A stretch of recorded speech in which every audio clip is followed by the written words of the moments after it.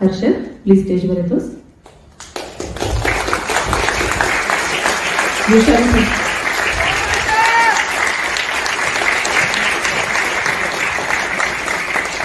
So thank you so much, America, and thank you so much.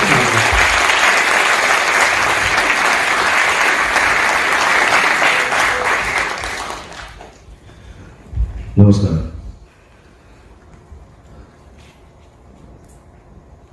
खरं तर आता आम्हाला सगळ्यांनाच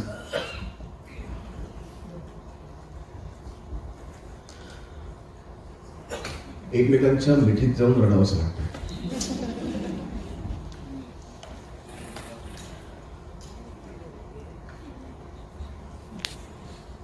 कारण आमच्यासाठी हा शो नाही, हे नाटक आमच्यासाठी बंद आहे. आजचा आमचा शेवटचा प्रयोग होता. याच्यानंतर हे नाटक आम्ही बंद केले. 1 मे 2019 नाशिकला वसंत कानेटकरांच्या गावी या नाटकाचा शुभारंभ झाला आणि 3 वर्षानंतर आज महाराष्ट्र दिनी हे नाटक आम्ही कायमचं बंद करतो. म्हणजे आमची टीम हे नाटक करणार नाही, दुसरं कधीतरी कोणीतरी कोणी केलं तर करेल. 3 वर्षात या नाटकाने आम्हाला खूप दिलं, खूप म्हणजे खूप दिलं. नाटक काय चमत्कार करू शकतं, तो सगळा चमत्कार या नाटकाने आमच्या आयुष्यात आहे. एकतर चांगली कलाकृती, चांगली लिखित कलाकृती आम्हाला सगळ्यांना करायला मिळाली. एका उत्तम दिग्दर्शकाकडे गेल्या टूरमध्ये प्रतिमा कुलकर्णी या नाटकाच्या दिग्दर्शका आमच्या दौऱ्याचा भाग असणार होती, कारण ती येणार होती पण यावेळेस ती येऊ शकली नाही. तर प्रतिमाला आम्ही खूप मिस करतोय. पण एका चांगल्या दिग्दर्शकाकडे आम्हाला सगळ्यांना काम करता आलं. पडद्यामागच्या अनेक उत्तम टेक्निशियन्स बरोबर आम्हाला काम करता आलं. सेट डिझायनर असू दे, लाईट ऑपरेटर असू दे, डिझायनर असू दे, कॉस्ट्युम डिझायनर असू दे, म्युझिक ऑपरेटर असू दे, म्युझिकचं काम करणारा मिलिंद जोशी, सेटचं काम करणारा मामा मुळे, कॉस्ट्युम्स करणारी गीता गोडबोले, या सगळ्या उत्तम लोकांबरोबर आम्हाला काम करता आलं. आमची बॅकस्टेजची टीम भारतामध्ये, आमची सगळी टीम जवळजवळ 35 ते 40 लोकांची. आमचा महाराष्ट्रात जेव्हा दौरा निघायचा तेव्हा एक नाटकाची बस अधिक एक टेम्पो एवढा मोठा आमचा सेट होता. हा सेट आता फक्त या फ्लेक्समध्ये एका बॅगेत बंदिस्त झालाय. पण असा महाराष्ट्रात आम्ही दौरा केला. कदाचित काशीनाथ घाणेकर रिलीज झाल्यामुळे असेल किंवा काशीनाथ घाणेकरचा सिनेमा हेच या नाटकाचं मूळ कारण होतं हे नाटक करण्याचं. पण त्या नाटकाने माझ्या आयुष्यातलं, मला असं वाटतं की शैलेश मी त्याच्या आयुष्यात पाहिलं असेल, सीमानी पाहिलं असेल, माझ्या बाकी मित्रांनी पाहिलं असेल, पण माझ्या आयुष्यातलं तिकीट काढून लोकांनी येऊन आनंद घेतलेलं हे पहिलं हाऊसफुल नाटक होतं.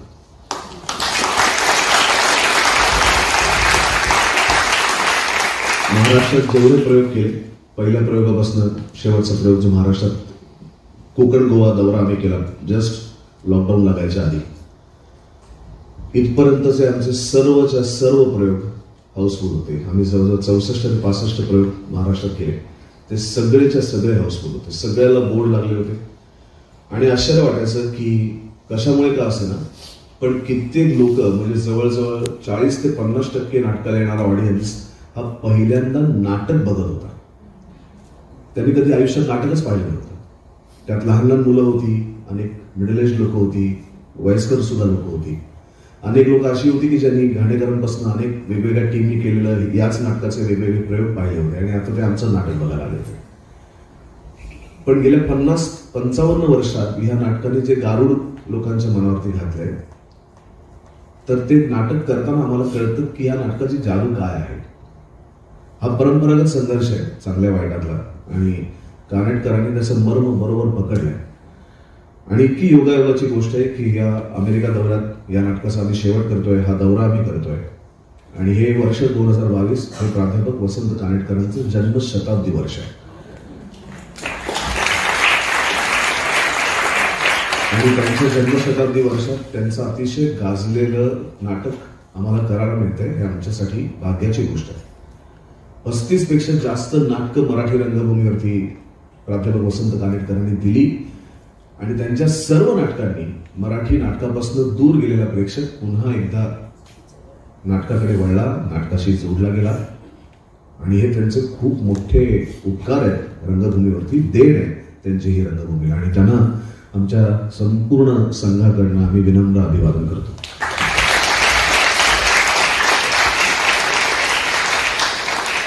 या नाटकाची निर्मिती करायची ठरली तेव्हा नाटकाचा खर्च जास्त होता. अर्थातच जो या नाटकाचं मेन कारण होता करण्याचं तो आणि डॉक्टर काशीनाथ घाणेकर या चित्रपटाचा लेखक दिग्दर्शक अभिजित देशपांडे, जो आता इथे नाही आहे, पण अभिजित देशपांडे हा त्या निर्मात्यांपैकी एक आहे. विनू पेडणेकर की त्याच्याबरोबर मी मुंबईत असताना नाटकं केली होती अनेक, तो या नाटकाचा दुसरा निर्माता आहे. निर्मात्याला खड्ड्यात घालायला मला आवडत नाही, त्यामुळे या नाटकाचा तिसरा निर्माता माझी बायको आहे आणि या नाटकाचा चौथा निर्माता राहुल कर्णिक. अशा 4 जणांनी एकत्र येऊन या नाटकाची निर्मिती केली आणि त्यांनी संपूर्णपणे जे काही स्वप्न प्रतिमाने पाहिलं होतं, जी काही विजन त्याच्या डोक्यात होती, त्याच्यामध्ये त्यांनी कुठेही काटकसर न करता उत्तम पद्धतीने या नाटकाचे प्रयोग व्हावेत म्हणून कायमच सपोर्ट केला. या नाटकाने प्रेक्षक तर उत्तम गेलाच, चांगलं नाटक करण्याचं समाधान दिलं, पण हे नाटक ज्यांच्या जीवावरती उभं राहतं अशी दृष्ट लागावी अशी माझी टीम केली.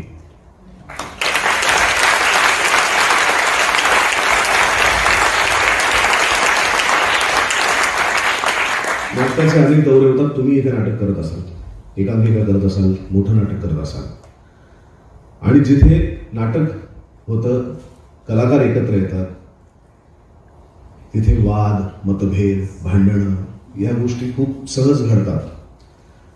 आमच्या इथं जेव्हा नाटकाचा दौरा लागतो तेव्हा 2 प्रयोगात नवीन असलेलं नाटक दौऱ्यानंतर अचानक सगळ्यांना जुनं वाटायला लागतं.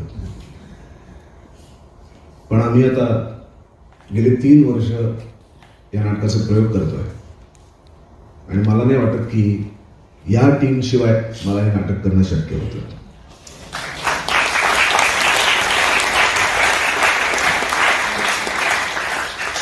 आमच्यातल्या अमेरिका दौऱ्यातला माझा इंटरेस्ट 2 गोष्टींसाठी होता. एक तर हर्षद पराशरेचं या दौऱ्या पाठीमागचं पॅशन. हर्षद पराशरे नसता तर अमेरिका दौरा करण्यात मला 0 इंटरेस्ट होता आणि मी, सीमा, शैलेश, उमेश आम्ही 4 जण वेगवेगळ्या कारणांसाठी अमेरिकेत आलो. अर्थातच नाटकासाठी नाही, आमच्या पर्सनल कार्यक्रमासाठी.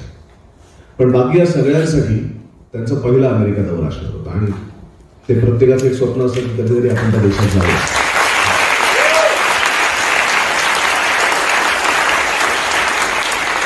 तर एका दगडात 2 पक्षी मारण्याचं समाधान मला मिळालं. एक तर चांगलं नाटक चांगल्या प्रेक्षकांसमोर करता आलं आणि माझ्या बऱ्याचशा मित्रांचं एक छोटंसं स्वप्न आयुष्यातलं पूर्ण झालं. 14 जणांची टीम, त्यातले 11 जण ऑन स्टेज, 3 जण आम्हाला पडद्यामागे मदतीला. सॉरी, मी खूप बोलत असेल तर मला सांगा. ऑलरेडी तुम्ही 3 तास नाटक बघितलं, अजून तुम्हाला ऐकायची इच्छा आहे आणि आता मी जे बोलतो ते कानेटकरांनी लिहिलं नाही, त्यामुळे त्याचं फार महत्त्व. 14 जणांची टीम, 11 जण ऑन स्टेज, 3 जणांचे पडद्यामागचे कलावंत. हा सगळा डोलारा आम्हालाच माहिती नव्हतं, कारण मी फक्त सुयोगचे किस्से ऐकले होते की ते कसे एकत्र यायचे आणि स्वतः सेट लावायचा. तर कुठल्याही नाटक करणाऱ्या मंडळीसाठी काही फार अप्रूप असण्याची गोष्ट नाहीये, कारण नाटकात काम करणारा प्रत्येक माणूस हा झाडून स्टेजला मारण्यापासून ते सेट उभारण्यापर्यंत सगळ्याच गोष्टी करत असतो आणि तुम्ही ते इकडे नेहमीच त्या गोष्टी करताय. पण हे सगळं उत्तम पद्धतीने वेळेत बसवायचंय. आम्ही कामही करतोय आणि सगळेच सतत रंगमंचावरती आहेत. त्याचबरोबर आपल्याला ही सुद्धा तयारी करायची आहे. त्याच्यात आमचे मित्र हर्षद पराशरे यांनी ज्याला म्हणतात लवकर उठावे लवकर निसावे, त्यास धनसंपत्ती लावे, हे त्यांनी फार मनावर घेतल्यामुळे सगळ्या फ्लाईट्स आमच्या 5:15च्या 6च्या गेल्यामुळे ही जी धनसंपत्ती त्यांनी 4.5 कोटीची सांगितली त्याच्यामुळेच.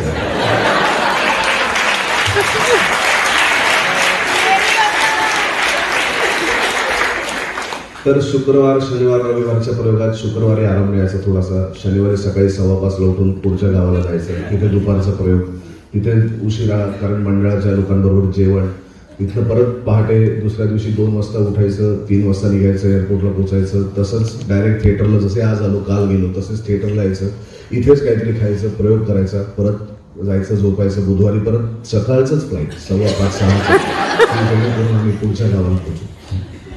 तर हे सगळं अनुभव जोपर्यंत आपण घेत नाही तोपर्यंत त्या गोष्टीची अडचण, त्या गोष्टीची मजा, सगळंच काही काही विलक्षण अनुभव तो कळत नाही.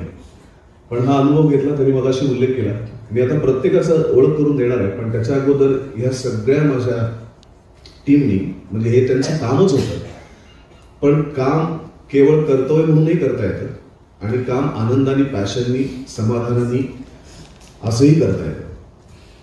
तर त्यांनी 60-65 कपड्यांचा उल्लेख केला. आम्ही अमेरिकेला येण्याअगोदर आम्ही प्रत्येकाने जबाबदारी वाटून घेतली होती की कोण कोण कुठलं डिपार्टमेंट सांभाळणार. तर प्रथमेशकडे मी कपड्यांची जबाबदारी दिली. ती आमच्या नाटकांच्या 3 बॅग आहेत मोठ्या, ज्याच्यात प्रत्येक अंगावाईज आम्ही डिवाइड केलं होतं कपडे आणि सगळ्या गोष्टी.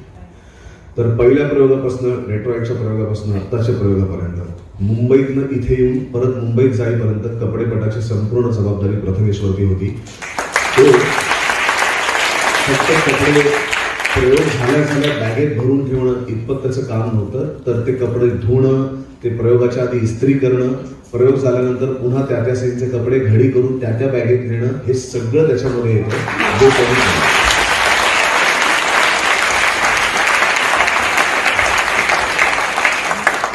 आणि कुठेही या 1 महिन्याच्या 15 प्रयोगांच्या दौऱ्यामध्ये मला तो कधी दादा मला नाही जमत आहे किंवा मला नाही येत आहे अशी एकदाही तक्रार ते केली नाही. Prathamesh, hats of.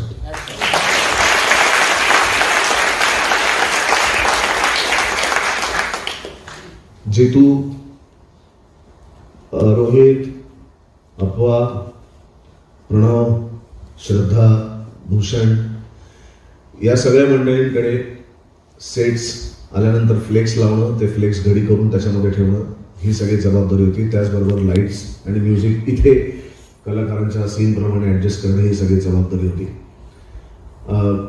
पण मला या सगळ्यांचं कौतुक अशासाठी वाटतं की सगळ्यात पहिल्यांदा कुठल्याही थिएटरला गेल्यानंतर तिकडच्या ऑर्गनायझर्सला हाताशी धरून पहिली माझी ही सगळी मंडळी काय काम करत असतील तर पहिला सेट लावायचा.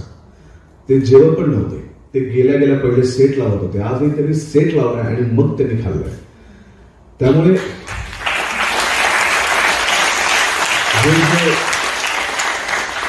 हे जे काम करणं आहे ना, ते सांगितलं म्हणून काम करणं नाहीये. तर एखादी गोष्ट आपण तेव्हाच मनापासून करतो तेव्हा ती आपली स्वतःची वाटते. आणि हे नाटक आमच्या प्रत्येकाचं आहे, तितकंच हक्काचं, म्हणून कदाचित तितक्या पॅशननी, तितक्या प्रेमपूर्वक, तितक्या मनापासून या सगळ्या गोष्टी आमच्या टीमकडून घडत असतील. विराज, आतिश, अभय यांची खरं तर त्यांची डिपार्टमेंट आहेत की त्यांना सांभाळण्यासाठी ते खूप आहे. पण ते डिपार्टमेंट सांभाळून सुद्धा मला असं वाटतं की प्रोफेशनल, बॅकस्टेज आणि प्रेम अशा सगळ्या गोष्टी जेव्हा एकत्र येतात तेव्हा ही आमची 3 रत्न तयार होतात.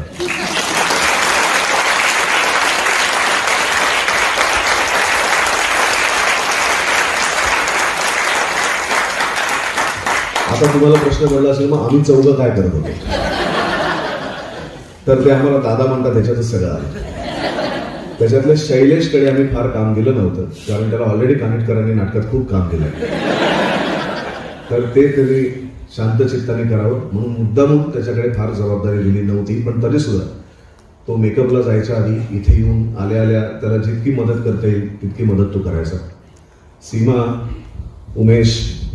उमेश हा सगळ्या डिपार्टमेंटमध्ये फिरून प्रत्येकाला मोटिवेट करणं, त्यांचं कुठे अडलं असेल तर पटापट कामाचा निर्णय घेणं, या सगळ्या गोष्टी ते 2 जण करत होते.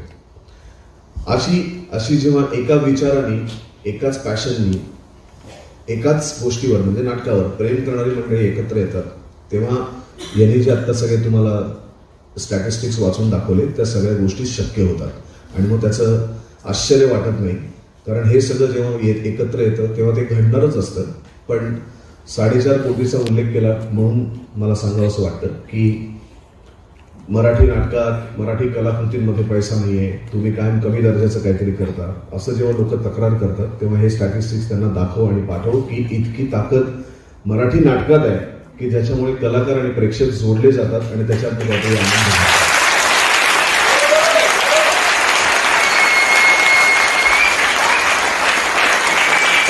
आणि आता मला एकच फक्त तुझ्या परवानगीने बोलायचंय. हे सगळं घडतं कधी? आत्ता ज्या त्या गोष्टी सांगितल्या त्यांनी, जेव्हा तुमच्या टीमला लीड करणारा सुबोध भावे नावाचा माणूस असतो तेव्हा.